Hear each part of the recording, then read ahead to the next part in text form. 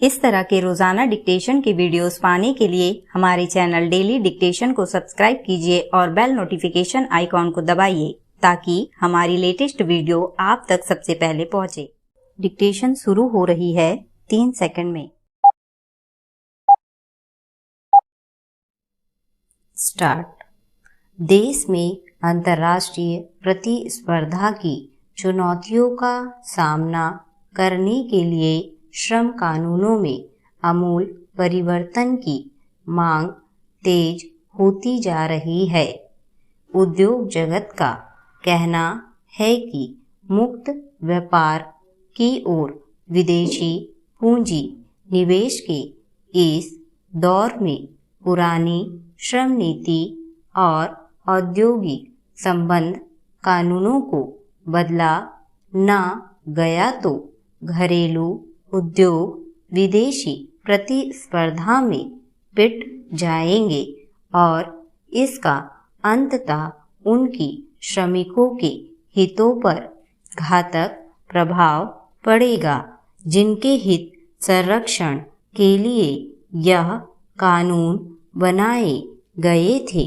श्रम बाजार के नियमों को उदार बनाने की वकालत कर रहे लोगों का कहना है कि आज़ादी के बाद सरकार ने घरेलू उद्योगों को संरक्षण के लिए आत्मनिर्भरता और आयात प्रतिस्थापन की नीति अपनाकर चली थी, जिसमें सार्वजनिक उपकरण की अग्रणी भूमिका रखी गई थी।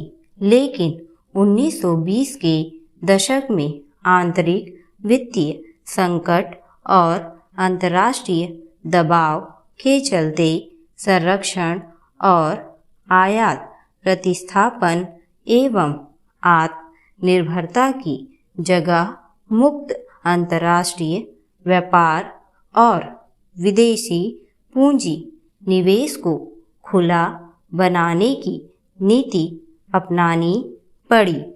नए दौर में निर्यात बढ़ाने और सार्वजनिक क्षेत्र की बजाय निजी क्षेत्र को केंद्रीय भूमिका देने की तैयारी की जा रही है।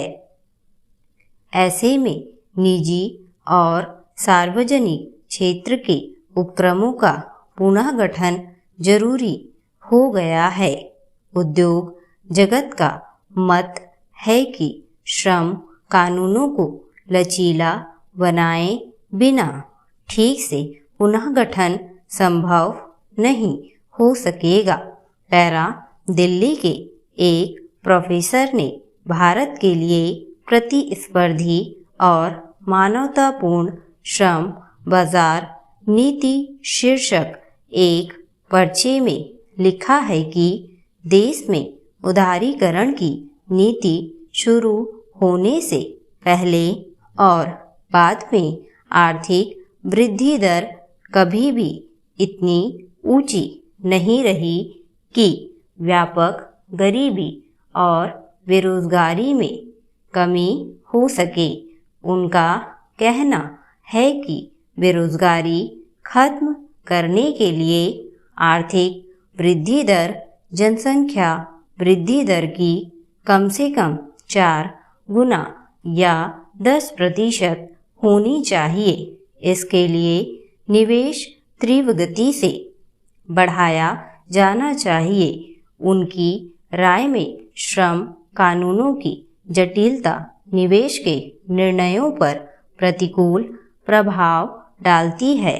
भारत में उदारीकरण से पहले उद्योगों के सामने कोई खास प्रतिस्पर्धा नहीं थी, लेकिन भारतीय दूरदर्शन बाजार में जापान और कोरिया की कंपनियों के आते ही घरेलू दूरदर्शन कंपनियां ओझल हो गई और उनके श्रमिक सड़क पर आ गए।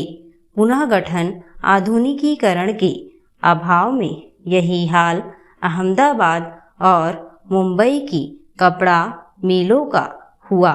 श्रम बाजार को लचीला बनाने के पीछे एक जोरदार तर्क यह है कि पहले रोजगार फिर आर्थिक वृद्धि की बात करना गाड़ी को घोड़े के आगे रखकर चलाने का प्रयास है। आर्थिक वृद्धि के बावजूद हो सकता है कि रोजगार न बढ़े, लेकिन यह बात भी स्पष्ट है कि बिना वृद्धि के एक भी आदमी को रोजगार नहीं मिलेगा। इसी संदर्भ में श्रम की मांग की लोच के बारे में प्रसिद्ध प्रतिष्ठित अर्थशास्त्री मार्शल का सिद्धांत भी विचारणीय है। मार्शल ने अर्थशास्त्र के सिद्धांत में श्रम की मांग को प्रभावित करने वाले 4 कारण बताए हैं। श्रम की जगह अन्य संसाधनों को प्रतिस्थापित करने की तकनीकी संभावना, उस श्रम से उत्पादित माल की मांग की लोच, उत्पादन में श्रम लागत का हिस्सा और उत्पादन में लगने वाली अन्य चीजों की आपूर्ति की लोच। स्टॉप। इस मैटर की PDF फाइल हार्ड आउटलाइन के साथ पाने के लिए हमारे व्हाट्सएप ग्रुप, जिसकी लिंक नीचे डिस्क्रिप्शन में दी गई है, उसे ज्वाइन कीजिए। और अगर ये वीडियो आपको अच्छी लगी तो इसे लाइक कीजिए, शेयर कीजिए और हमारे चैनल को सब्सक्राइब कीजिए। Thank you.